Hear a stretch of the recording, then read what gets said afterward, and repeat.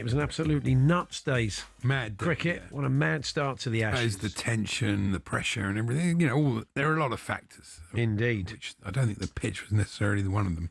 Well, Brad Hogg joins us now, former Australian all-rounder. Hi, Brad.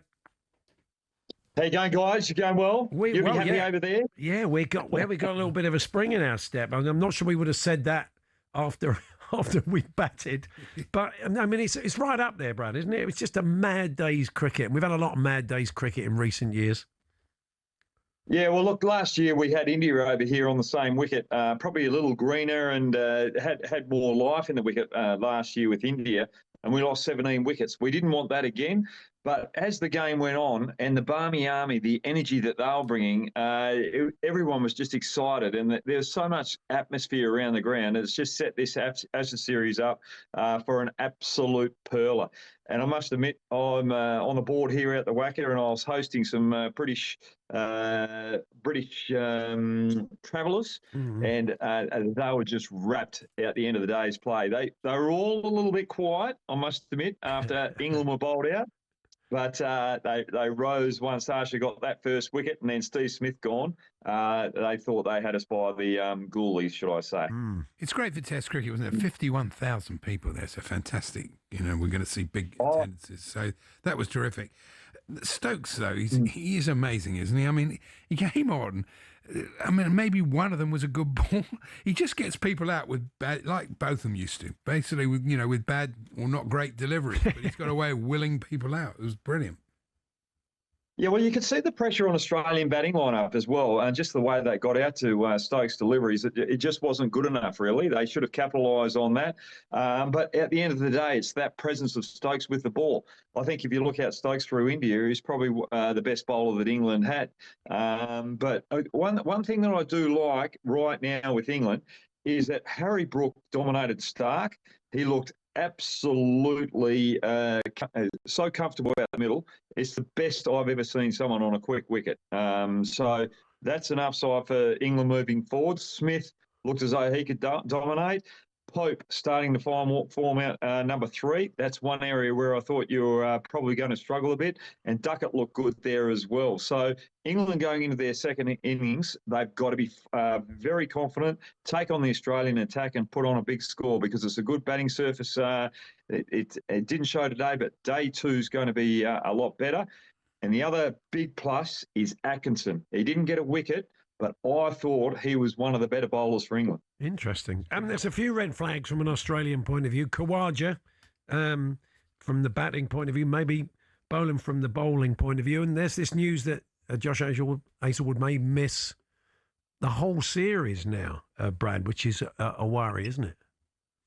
Yeah, well, Hazlewood came out and said, look, I'm fully fit. I'm going to get through the whole series.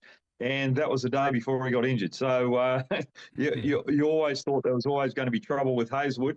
Khawaja, I'm trying to be quiet here. I don't want to give a headline piece, but, not opening the batting, going off the field when he did with back spasms and coming into the game not fully fit, that's a huge problem. You can't leave a young player, Weatherald, going out to open the batting without your frontline opener out the other end as well. So that's a big no-no for Khawaja. So there's a few headaches for us moving forward, but it's good for you guys, England over there, to get one up on us in Perth at the moment, if you keep playing well.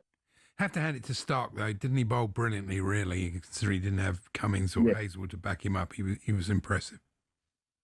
Oh, look. He really stood up without Hazlewood or Cummins there. And look, to be honest with you, I think he's one of those players, or the best player that we've got in Australia at the present moment, with his fitness, the way that he's professional. I think our fitness in the Australian team has slightly dropped off over the last year or two, and that's something that they've got to pick up on, especially the fast bowlers. So well done to Mitchell Starc, the way that he's conducted himself. If the tail could wag, if they could maybe put on more runs, I mean, if they put on 10, 12 or whatever, but if they go out there and put on 25, 30, mentally, that'll be a bit of a blow for England. Who knows what's going to happen tomorrow, but we've seen that happen before in Ashes tests, haven't we? Oh, you have, but look, if you've got Nathan Lyon going from number 11 going up to number 9, Boland and Duggett probably not the best batters. So if they put on another 10 tomorrow, England will be very disappointed. I think it'll be a quick wicket tomorrow. England get that, and I think they'll bat for a long period of time. And I'm really hoping that I see the best of Joe Root tomorrow, because it's probably the last time that I'll see him live. I saw him get out for a duck, obviously, today, but he didn't look the Joe Root of old. But I just want to see him make a big score tomorrow and put pressure on the Australians, and hopefully Australia can chase down a big total to really entertain us here at the Optus Stadium or Perth Stadium. The chief executive won't be happy of the stadium, I wouldn't think, because we're not going to see 5 days. I don't think we're going to see 3 days, are we? Look, we weren't happy last year when we lost 17 wickets on the first day with India, and we're probably not happy on a financial perspective with this Test match. But at the end of the day, it's keeping eyes on the TV screen. It's creating that excitement. India, England in the series that was just over there with you guys on your home turf was absolutely sensational. Went down to the fifth Test match, the fifth day of that final Test match. Now, if this happens in this Ashes series as well, where it goes right down to that fifth day of the fifth Test match, whatever happens in this first Test match doesn't matter.